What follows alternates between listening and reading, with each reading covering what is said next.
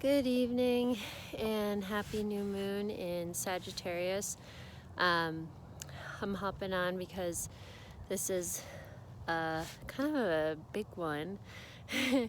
And I think I'm going to keep doing these full new and full moon videos because I really have decided I like working with the moon. I find it to be really gentle and accessible. I took a class on the moon cycles last month, and I was pretty amazed at it's just a really nice guide for if you want to live with intention and with nature and with the flow of the seasons. I find it to be really helpful. And anyway, getting this video recorded has been quite an odyssey. I drove up to the lake today. I went running with my dog, and then afterwards we went to the actual lake, Lake Tahoe, in case you don't know me and are watching this. And I really wanted to record it there because with the archetype of Sagittarius, it just felt so, I don't know, it just seemed like it worked. And it was just there were so many people there, and I really like quiet when I do this. And there were just kind of like every time I was trying, I'm a bit shy. I'm a 12th house sun, so that's the other piece. I don't really like being around too many people when I do something like this. And yeah, so I stopped, and then I got home, I set everything up, and I had the house to myself, and like literally the second I started recording, my roommates walked in, and even though they're sweet and lovely people, I don't know, I really like having the peace and the quiet of, I don't know. So here I am up on the hill in the backyard, and this is wonderful. So I'm just gonna start. So to talk about the archetype of Sagittarius, it is ultimately about truth and truth seeking and philosophy and finding one's own philosophy. It is about higher learning and like the learning that comes from the intuitive side of the body. So I think it's, what is it? Is it right-brained? Like the right-brained side that's more intuitive and creative and not as logical and analytical and numbers and facts and data oriented, but the one that's based on like, this thing, for some reason it resonates with me and I don't know why. I don't have an explanation. It's undefinable, but this just makes sense. So I believe that it's true. It's true for me. I don't need, some sort of data to back it up or research to back it up. So that is ultimately, I think, kind of the goal of Sagittarius is truth from intuition. And some other fun things about Sagittarius are that it is associated with adventure and the outdoors and travel. It also knows not to take things too seriously, which is a really beautiful, wonderful quality in this time. To have the ability to laugh at things and make jokes out of things and never, take oneself too seriously. And nature kind of being associated as well with outdoors and adventure.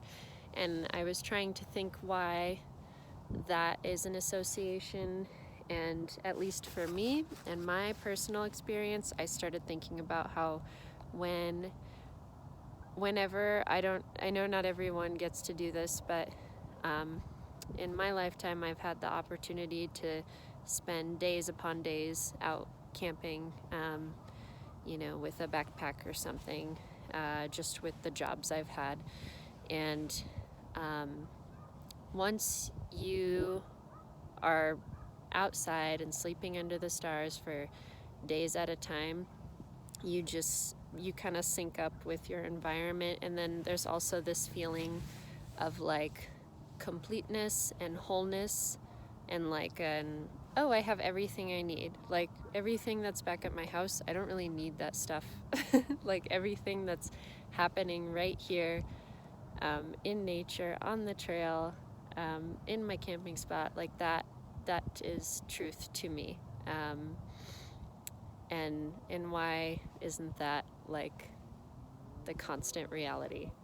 So I think that's why nature and the outdoors and adventure are associated. Adventure being like, on a quest, on a hero's journey, if you're familiar with that, like being on a quest for truth, on a quest for one's path, one's own philosophy.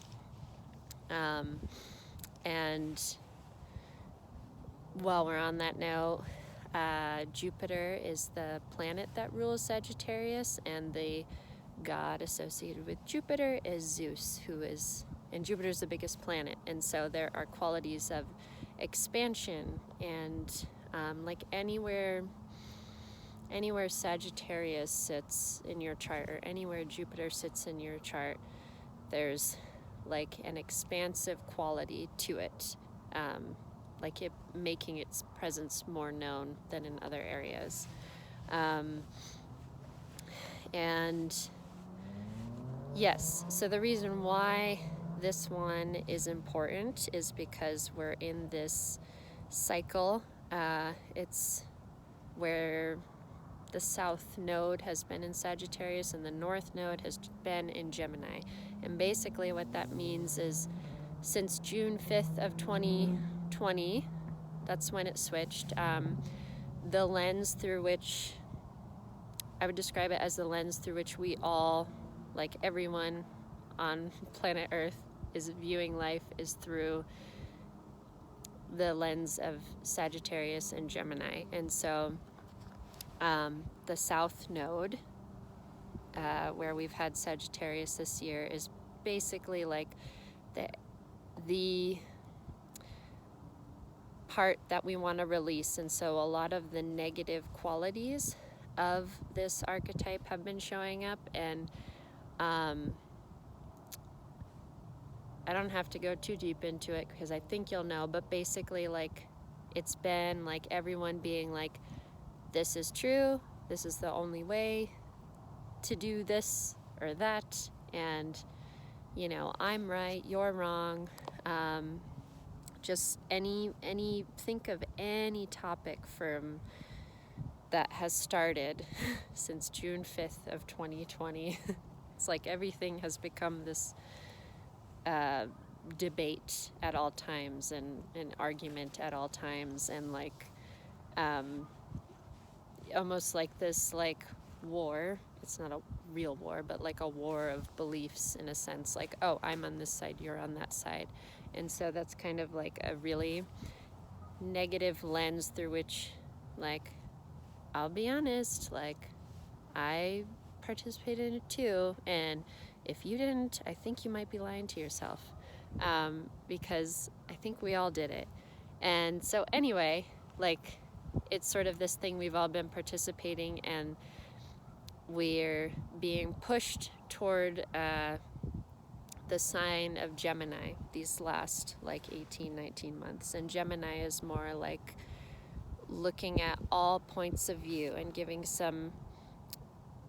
a little bit of validation to everything. And maybe there are multiple truths. Maybe it's not just one truth, one way of being. Maybe if we have a conversation about this, we can see that maybe you're a little right and I'm a little bit right too. And that also means like you're a little bit wrong and I'm a little bit wrong. So that's kind of been, I hope I explained that okay. I might not have, but that's kind of been something we've been experiencing a lot. And yeah, so that's like the large scale, but on a smaller scale, we have been Like wherever you have Sagittarius in your chart is going to be where you've been releasing old beliefs and ideologies and old truths, let's say, and hopefully forming some new ones that are more suitable to who you are now in the, at the end of this cycle, because this new moon is the end, or the beginning of the end of this Sagittarius Gemini south and north node cycle, if that makes sense. It's kind of a completion. So in a very basic level, just look back to June 5th, 2020 to now and think about what beliefs have changed for you since then, and what and maybe some newer philosophies that you have. I know that it's you don't even have to look up your chart if you're a very, I don't know, if you're someone who's like rather aware, or you reflect, or you journal or something. It's not that hard. You'll be able to figure out like, oh, what is the thing that's constantly been coming up for me. For me, it's been I have Sagittarius in my 4th house of home and family, and I had I moved back in with my parents. Oh, that was fun. I love them. And Mom, if you're watching this, I love you. Dad, if you're watching this, I love you too. But we certainly clashed a bit starting in June 5th of 2020. I literally moved back in with them due to, I don't know, my life was a shitstorm. I couldn't find a job. I could not find housing. It was awful. So that was fun. But anyway, I worked on my sort of beliefs about family dynamics and family structures, and I just came to the conclusion you know what? I think that there's no perfect family, and every family is dysfunctional. And not to say mine is dysfunction. I'm not saying that, but I just don't think that we don't really get to choose who we're born with and raised with, and we're here to teach each other things. And anyway, that's what went on for me, and I won't go further about that. And again, Mom and Dad, if you happen to see this, I love you. And I think you probably feel a little bit the same way that I do with what happened. And we're in a better place now, aren't we? We can have great conversations now without screaming at each other. Anyway, not that I was screaming all the time. I will move on from there. Yes, and so being that it is the new moon, it's a good time to set an intention, a seed of some kind, something you'd like. It's a magical time, something you'd like to see come to being. And so just think back to the Sagittarius archetype that I was talking about, to work with the energy of now, which would be, I would recommend it because it's just what's going with the flow of the now, the season of now. Set some sort of seed around adventure, travel, spirituality, higher learning. It could be, I'd like to trust my intuition more. I'd like to live a life that's based on my own philosophy rather than being, colored and by anyone else's philosophy. I would like to have more spontaneity in my life. I would like to be able to make light-heartedness more, or have more of a presence in my life. I would like to make it a point to laugh more. Anyway, you kind of get the picture with that one. And yeah, I think especially like the whole, like, I do not underestimate the whole not taking things seriously, because there was at one point, I remember last year, where I just was like, this is like effing hilarious. This obnoxious behavior that we're all witnessing, and you know, all the signs that were on people's yards, and you know, you like I wanted to laugh sometimes, but I felt like I couldn't because it was so charged for such a while. So hopefully we can laugh a little bit at that now. And on another note, this is separate from the new moon. Oh, but one more thing about the new moon, though. So I was talking about setting your intentions and seeds, and follow it through the cycle and see how that intention, that whatever you receive that seems to make sense, like, see how it changes throughout the cycle. So follow, you know, what is it? Goes to new moon, quarter moon, waxing gibbous, full moon, waning gibbous, quarter. Anyway, I don't know those off the top of my head because I'm still kind of learning. But like, follow it through all the way back to right before the next new moon. And so the next new moon, I don't know what date that would be, but it would be the new moon in Capricorn. So right before then is when you'd kind of have like a little bit of closure on the seed that you had set. The other thing is that we have Venus in Capricorn right now, and it is right next to the planet Pluto, and it will be there, is going to be retrograde. It might be right now, I don't know for sure, but it will be there till March of 2022. And what that means, or how I interpret that, is there's going to be, it's a good time for reflection, like, yes, serious reflection on relationships and partnerships, and our sort of relationship between the masculine and feminine within us, and how we operate in our actual relationships, if we're in one. It can be with ourselves or with another.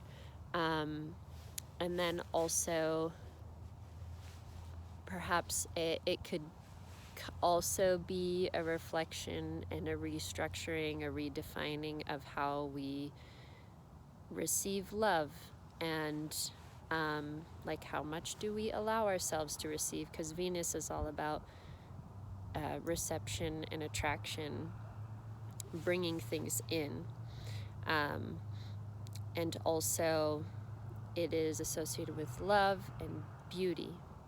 If you look, or anytime you get a chance to see Venus, it is just dazzling in the sky. Like, even, you know, with my human basic eyes, I can see how grand it is. So love, beauty, anything that we value, artistic creation, anything that brings us like absolute pleasure and joy, materials that are important to us, and money as well, because Venus rules money, because money gives us the things that we need, but also, well, not just the things we need, but the things that we want. So Venus is associated with, I think, not necessarily what we need, but the thing that money can buy that I want. And So anyway, there's sort of this redefining, restructuring of all those things I just said. And yeah, that, you know, that could be like, oh, I was thinking about this one because I recently, I don't know if it's just where I live because everybody has tattoos, but I've never lived somewhere where it's like everyone and their mother has a tattoo, and I'm not judging, but I was like, meh, tattoos, whatever. And I've recently started seeing them as something that is beautiful now. Like I saw this beautiful tattoo of a quail, and I love quail, and like I don't know why. It's like, so to me that felt like a shift in a perception of beauty, like something that I now find beautiful. And I don't know, I guess I hope that would be for most people like the way you see yourself. Hopefully this, you know, the ability to have more love for yourself or more love for your partner, the ability to receive more love from your partner, because Pluto and Venus right next to each other, Pluto kind of is a catalyst for change. So wherever you find Pluto, there's going to be change and transformation. And Pluto and Venus are right next to each other right now for a while. So keep reflecting on that, and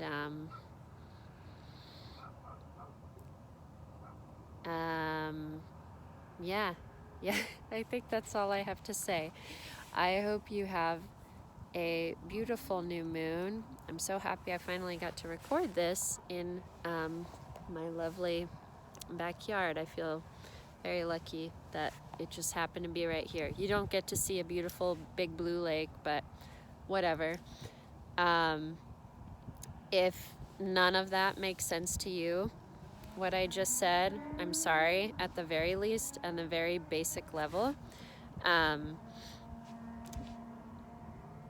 Sagittarius is about celebration, and so maybe you celebrate and indulge a little, because Sagittarius does like to indulge in all things food and pleasure related, and I guess happiness. You know, it kind of starts around Thanksgiving time, and I know I'm sure there's some, you know, people don't like the concept of Thanksgiving, but I will keep celebrating that holiday as a day of joy, gratitude, and abundance. So if none of what I said you're into, then at least you can, you have an excuse to celebrate and indulge a little, because oh my God, the last 19 months have been so hard for a lot of people, and I think we deserve to celebrate and laugh a little bit right now, and make inappropriate jokes. That would be a fun one, actually. Do something that makes you laugh, because Sagittarius can be very, very blunt and quite possibly politically incorrect, and I don't know, sometimes I think those jokes are really funny because I think we've been taking ourselves way, way too seriously these last 19, 18 months, whatever it's been. And on the one hand, I'm very grateful for this transit, the South Node in Sagittarius to be done. Oh my goodness. But we're headed towards some shadowy Scorpio energy soon, and I will have a video I don't know how that's gonna look. That might not be as funny. So anyway, I'll stop now. If you're watching this, thank you. I put this stuff up because I have an interest in astrology, I guess philosophy too, and this is good practice for me as an astrologer, a beginning astrologer. It's also a good way for me to exercise my voice muscles, and I am not someone that likes to talk too much. So thank you. I hope this served you in some way. If you're looking for anything more, you can head to my website. I do readings, and all my readings that I do, how I do them is I just want to show you what makes you shiny and what makes you special and what makes